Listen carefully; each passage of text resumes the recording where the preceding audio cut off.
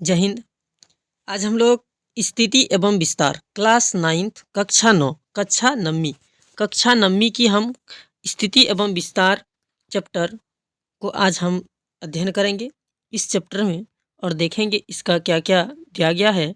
SCERT हमें पढ़ना चाहिए, बहुत ही अच्छी बुक होती है SCERT, बिहार की SCERT है। चलिए अभी हम लोग पढ़ते हैं।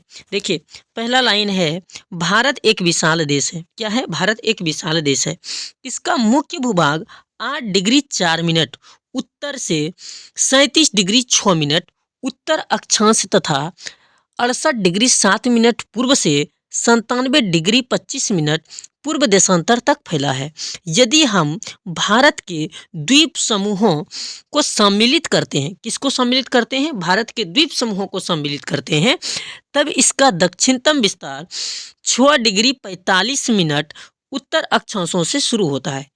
कितना डिग्री से शुरू होता है? 6 डिग्री 45 मिनट उत्तर अक्षांशों से शुरू हो जाता है। भारत का दक्षिणतम बिंदु इंदिरा पॉइंट है। ये बहुत ही इंपॉर्टेंट लाइन है कि भारत की दक्षिणतम बिंदु क्या है? इंदिरा पॉइंट है। क्या है? इंदिरा पॉइंट, जो अंडमान निकोबार द्वीप समूह में स्थित है। कहाँ स्थित है? अंडमान निकोबार द्वीप समूह में स्थित है। और यहाँ दिया गया है कि 23.5 डिग्री उत्तरी अक्षांश से कर्क रेखा हमारे भारत के बीचों बीच से होकर गुजरती है। इसे लगभग 2 बराबर भागों में बांटती है। कितने भागों में बांट देती है? भारत को 2 भागों में बांट देती है कर्क रेखा हमारा, और 8 राज्यों से होकर गुजरती है। ये भी याद रखिएगा कि ये 8 राज्यों से होकर कर्क रेखा हमारा गुजरता है। और कर्क रेखा क्या करते हैं कि एक ही नदी को 2 बार काटती है। माही नदी को 2 बार। कौन सी नदी? माही।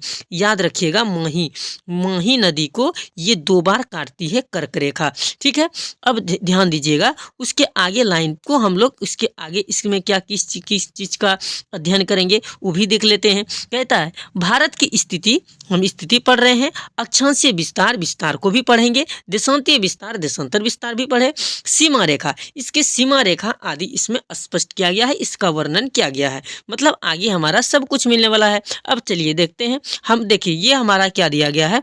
मैप दिया गया है। इस मैप को भी हम लोग समझ लेते हैं गुरुजी। अब इस मैप के माध्यम से समझिएगा। यहाँ हमारा इस मैप को समझिएगा।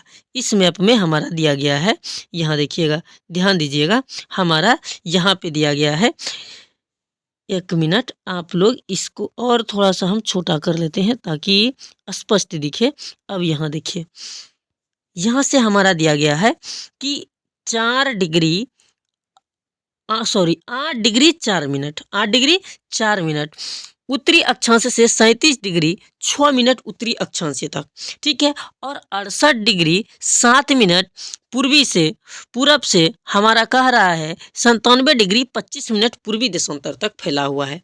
ठीक है, अब देखिएगा, अब इसका हम कहेंगे उत्तर से दक्षिण तक की कुल लंबाई कितना है। तो उत्तर से दक्षिण तक की इसकी जो लंबाई है वो कितना है? तो हम कहेंगे 32-14 किलोमीटर। कितना? 32-14 किलोमीटर है। और पूर्व से पश्चिम तक की लंबाई कितनी है? हम कहेंगे इसका है 29-33 किलोमीटर है। कितना है? तो बोलिएगा गुरुजी 29-33 किलोमीटर है। इसमें कोई दुविधा वाला बात नहीं है। अब देखिए यहाँ एक चीज और हम इसी सब के साथ समझ लेते हैं। क्या सर? इसमें हमारा कर्क रेखा है। बोलिएगा हाँ सर जी, कर्क रेखा कौन कौन राज्य से होकर गुजरते हैं यो भारतीय से सीख लेते हैं क्या? अभी हमको समझने में किसी भी प्रकार की आगे दिक्कत नहीं होंगे। हाँ, और इसके बाद हम पड़ोसी इसका देश भी समझ लेते हैं, कौन कौन सा देश पड़ोसी देश है स्थल सीमा से लगे हुए, ये भी हम लोग अभी यहीं पे देख लेंगे। उसके बाद आगे की कहानियों को हम लोग इसमें अध्ययन कर लेंगे। चलिए अब यहाँ से ध्यान दीजिएगा, हमारा कह रहा है कि हम एक चीज को याद रखिएगा कि कर्क रेखा भारत को 8 राज्य से होकर गुजरती है। कौन कौन सा राज्य? यहाँ देखिए, पहला हमारा गुजरात है। गुरुजी यहाँ हमारा ये जो है ये गुजरात है। उसके बाद ये हमारा क्या है? थोड़ा सा एरिया राजस्थान पड़ते हैं, तो राजस्थान से। उसके बाद हमारा क्या है? मध्य प्रदेश, मिडिल एरिया मध्य प्रदेश, फिर छत्तीसगढ़, फिर क्या है? छत्तीसगढ़, और छत्तीसगढ़ के बाद हमारा आता है झारखंड, छत्तीसगढ़ के बाद झारखंड, और झारखंड के बाद क्या आता है? पश्चिम बंगाल, पश्चिम बंगाल के बाद क्या आता है? यहाँ है देखिए, ये कटा हुआ भाग है। पश्चिम बंगाल के बाद त्रिपुरा, और त्रिपुरा के बाद मिजोरम। तो हमारा गुरुजी ये हमारा याद रखिएगा, ये 8 राज्यों से होकर गुजरती है। अब आगे हम इसका चलते हैं, इसका आगे की समझते हैं। देखिएगा, अब इसकी आकारों को हम लोग समझते हैं, थोड़ा सा हम बड़े भी कर लेते हैं ताकि आकार को एकदम आसानी से समझिए। कहता है भारत का क्षेत्रफल 32.8 लाख वर्ग किलोमीटर है। तो सीधा सीधा अगर क्वेश्चन छपेगा कि भारत का क्षेत्रफल कितना है, तो 32.8 लाख वर्ग किलोमीटर है, जो विश्व के, कहता है विश्व के भौगोलिक क्षेत्रफल का 2.4 है। कितना है? 2.4 है। अब देखिएगा, भारत के क्षेत्रफल की सापेक्ष स्थिति विश्व के अन्य देशों के साथ स्पष्ट करते हैं। हम देखते हैं कि विश्व का कौन कौन सा देश भारत के क्षेत्रफल की दृष्टि से बड़े हैं, तो हम कहेंगे 6 देश इससे बड़े हैं और 7वां पे हमारा भारत ही है। अब देखिएगा कौन कौन से देश सर बड़े हैं, अब यहाँ ध्यान से देख लीजिए, यही हमारा देश है। सभी देश कौन कौन से देश बड़े हैं, अब यहाँ ध्यान से समझिएगा। सबसे वाला ये ग्रीन वाला जो है, ये हमारा है रूस सर जी। रूस क्या है? सबसे बड़े क्षेत्रफल की दृष्टि से सबसे बड़ा देश हमारा पूछेगा तो रूस है। उसके बाद दूसरे नंबर पे है कनाडा, तीसरे नंबर पे संयुक्त अरब अमेरिका, चौथे नंबर पे चीन है, 5वें नंबर पे ब्राजील है, 6ठे नंबर पे ऑस्ट्रेलिया है। क्या है? ऑस्ट्रेलिया। अब यहाँ देख लीजिए, 6ठे नंबर पे हमारा ऑस्ट्रेलिया है, 7वें नंबर पे हमारा भारत है। क्या है? हमारा विशाल देश भारत, महान देश कहिए, विशाल ही नहीं सिर्फ महान देश हमारा भारत है। ठीक है, अब इसके आगे चलते हैं। अब देखिए यहाँ पे हमारा दिया है कि भारत की स्थल सीमा रेखा, भारत की स्थल सीमा रेखा क्या है? हम कहेंगे भारत की स्थल सीमा रेखा अत्यंत ही विशाल है। क्या है? अत्यंत ही विशाल है भारत की स्थल सीमा रेखा। इसकी स्थल सीमा रेखा तटीय सीमा रेखा की लगभग दोगुनी है। क्या है? स्थल सीमा रेखा जो है तटीय सीमा रेखा की लगभग दोगुनी है। स्थल सीमा की कुल लंबाई जो है वो 15,200 किलोमीटर है और मुख्य भूमि के तटीय सीमा रेखा की जो है 6100 किलोमीटर लंबी है। कहता है भारतीय द्वीपों की तटीय सीमा रेखा सम्मिलित करने पर इसकी कुल लंबाई 7,516.6 किलोमीटर हो जाती है। अब ध्यान दीजिएगा, अब यहाँ आगे ध्यान दीजिएगा। अब देखिएगा, अब इधर सुनिएगा। गुरुजी, भारत मोटे तौर पर त्रिभुजाकार के होते हैं। किस तौर पे होते हैं? हम कहेंगे त्रिभुजाकार पे होते हैं। इसका उत्तर भाग चौड़ा है और दक्षिण भाग लगभग 22 डिग्री उत्तरी अक्षांशों से दक्षिण की ओर पतला होता गया है, सबसे अंतिम में। किसमें? सबसे अंतिम में। चलिए अब हम इससे आगे पढ़ते हैं। कहता है भारत की मुख्य भूमि से अंतरिप का रूप ले लिया है। इसे कुमारी अंतरिप या कन्याकुमारी कहते हैं। इसे क्या कहते हैं? कन्याकुमारी। ये भी है। ठीक है, भारत की हमें पूछा है कि भारत की मुख्य भूमि के अंतरिम, ठीक है, अंतरिम रूप से लिया गया है। इसे कुमारी अंतरिप या कन्याकुमारी कहते हैं। क्या कहते हैं? कन्याकुमारी कहते हैं। अब इसके आगे चलिए देखिएगा, इसके आगे हमारा यहाँ से हमारा कह रखा है कि भारत का प्रायद्वीपीय आकार के कारण, देखिए पूर्व में बंगाल की खाड़ी, कौन सी खाड़ी? पूर्व में बंगाल की खाड़ी, पश्चिम में अरब सागर, दक्षिण में हिंद महासागर, यह तीनों ओर समुद्र से घिरा है। किससे घिरा है? समुद्र से। तो याद रखिएगा, भारत तीनों ओर समुद्र से घिरा हुआ है। इसी प्रायद्वीपीय आकार के कारण भारत की तटीय सीमा इतनी लंबी है तथा हिंद महासागर के मध्य भागों में स्थित है। भारत के उत्तर पश्चिम तथा उत्तर एवं उत्तर पूर्वी सीमा पर नवीन मोड़दार पर्वत स्थित है। अब इसके आगे देखिएगा, इसके आगे है, अब ध्यान दीजिए, इसके आगे अक्षांशीय एवं देशांतरीय विस्तार का प्रभाव। अभी हम लोग ने क्या चर्चा की कि अक्षांशीय विस्तार भी पढ़ेंगे और देशांतरीय विस्तार की भी चर्चा करेंगे।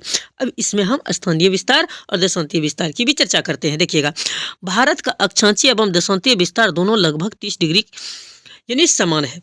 30 डिग्री यानी समान है, किंतु भूमि पर दोनों में वास्तविक दूरी समान नहीं है। भूमि में दोनों की वास्तविक दूरी समान नहीं है। इसका कारण यह है कि पृथ्वी पर अक्षांशीय दूरी समान रहती है, किंतु अंतर्देशीय दूरी जैसे जैसे ध्रुवों की ओर जाते हैं कम होता जाता है।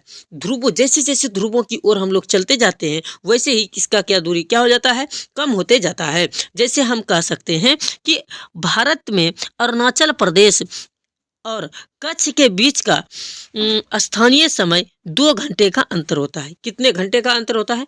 2 घंटे का अंतर होता है। देखिए, अब हम यहाँ से एक चीज़ यहाँ इम्पोर्टेंट ही हमें मिल गया कि कभी पेपर में ये पूछ देगा कि अरुणाचल प्रदेश और कच्छ के बीच की समय कितने डिग्री का अंतर है, कितने घंटे का अंतर है, कितने घंटे का अंतर है, तो हम कहेंगे 2 घंटे का अंतर है। कितने घंटे का अंतर है? 2 घंटे का अंतर है। अब चलिए आगे हम कहेंगे फिर कि जब अरुणाचल प्रदेश सूर्योदय होता है, जब अरुणाचल प्रदेश में सूर्योदय होता है उस समय कच्छ में अंधेरा ही रहता है। जब अरुणाचल प्रदेश में सूर्योदय होता है तो उस समय कच्छ में अंधेरा ही रहता है और वहाँ 2 घंटे बाद सूर्योदय होता है। ऐसा दोनों में 30 डिग्री देशांतरीय विस्तार का कारण है, कारण होता है। 30 डिग्री देशांतरीय विस्तार के कारण होता है। अब यहाँ से भारत की मानक देशांतर रेखा 82.5 डिग्री पूर्वी देशांतर जो इलाहाबाद नैनी से होकर गुजरती है। मानक मध्य रेखा चुनते समय इस बात का ध्यान रखते हैं। देखिए, उसके बाद यहाँ हमें इस लाइन को जरूर पढ़ना है कि पृथ्वी 24 घंटे में 360 डिग्री देशांतर घूमती है। कितना डिग्री देशांतर घूमती है? 360 डिग्री देशांतर घूमती है। अतः 1 डिग्री देशांतर पार करने में पृथ्वी को 4 मिनट का समय लगता है। कितने मिनट का समय लगता है? 4 मिनट। सौराष्ट्र और अरुणाचल प्रदेश के बीच 30 डिग्री देशांतर का अंतर है। अतः 30 गुने 4 मिनट, यानी कहने का मतलब है 120 मिनट, यानी 2 घंटे, टोटल 2 घंटे का समय लगता है। अब आगे चलिए, आगे हम कहेंगे यहाँ पे कि वह देश के बीचों बीच गुजरती है जो 7 डिग्री 30 का गुणांक हो, ताकि 7 डिग्री 30 देशांतर दूरी पर स्थित स्थानों के बीच 30 मिनट का समय अंतराल हो। कर्क रेखा 23.5 डिग्री उत्तरी अक्षांश भारत के बीचों बीचों से गुजरती है और इसे लगभग 2 बराबर भागों में बांटती है। यह कर्क रेखा हमारे पड़ोसी राज्य झारखंड की राजधानी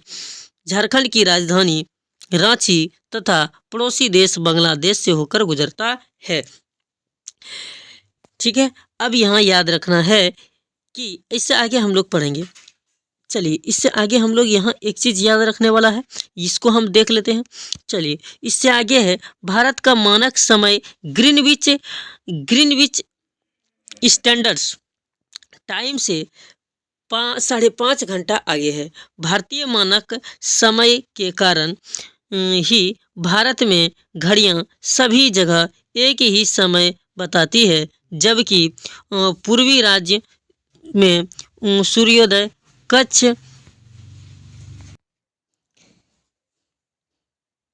इससे आगे नेक्स्ट कक्षा में हम लोग पढ़ेंगे।